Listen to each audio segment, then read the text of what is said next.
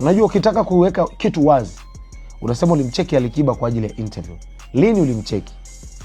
Umeshaelewa? Alikiba alikujibu nini? Nafikiri labda Tambwe angetakiwa kuendeleza muendelezo pale. Amesema mimi sina shida, nishe kumcheki Alikiba kwa ajili ya collab, nikamwomba collab na nini. Okay, ulimcheki Alikiba kwa ajili ya collab. Alikiba alijibu nini baada ya kumwomba collab? Ilikuwa ni lini? Je, ni zamani kipindi bado washikaji au ni siku za juzi hapa? Na kwa nini uliomba collab na Alikiba?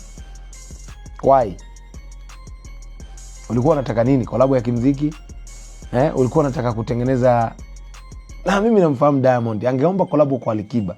Yaani anyway, sitaki kuendelea sana, lakini sasa why now?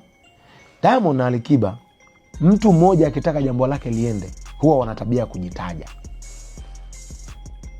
Unaelewa? Yaani Diamond anamtaja Alikiba na Alikiba akiwa na jambo lake. Nisikilize hii scenario inavyoenda.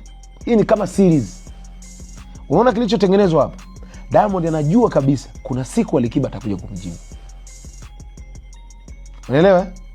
Hapo ndivyo jamaa wanavyowawini watu kibiashara. Yaani anajua kabisa hii interview yangu itafuatiliwa mpaka na watu wa Alikiba. Anajua kwa sababu nitamtaja msanii wao. Na siku Alikiba atafanya interview Crown au kwenye radio yoyote, ataulizwa Diamond alisema alikuomba collab. Baada ya kukomba collab ulimjibu nini? Na kwa nini collab hakifanyika?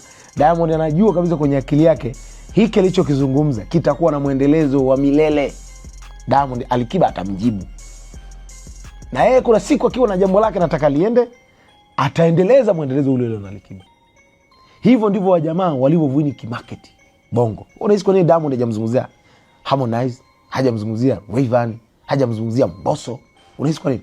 Na ni wasanii wake. Kwa nini hajaulizwa swali kwamba ile tiftif lake na Mbosso hapo katikati? Kwa nini hajaulizwa swali kuhusu hilo? Kwa nini kaulizwa swali kuhusu Alikiba? Kwa sababu zile ilikuwa ni comment nyingi. Tambwe ka point tu comment kadhaa, na hizo zimekuwa scandal, yani kwamba tunasoma comment fulani kwa sababu watu wako control room. Yani kitu unachokiona kwenye studio pale kwa Tambwe, watu wako control room. So maana yake yale maswali yamewekwa pap, uliza haya maswali. So unaelewa? So hiki ni kitu ambacho Diamond na Alikiba wamewini kibiashara, kujizungumzia wao. Huyu akiwa na jambo lake atamtaja mwenzake kwa sababu anajua lazima litazungumziwa, lazima litatrend. Huyu mwingine akiwa na jambo lake atamtaja mwenzake kwa sababu anajua litazungumziwa na litatrend. Hiyo ndio akili ya biashara washikaji walionayo. So hili tutegemee litakuwa na muendelezo kwa upande wa Alikiba.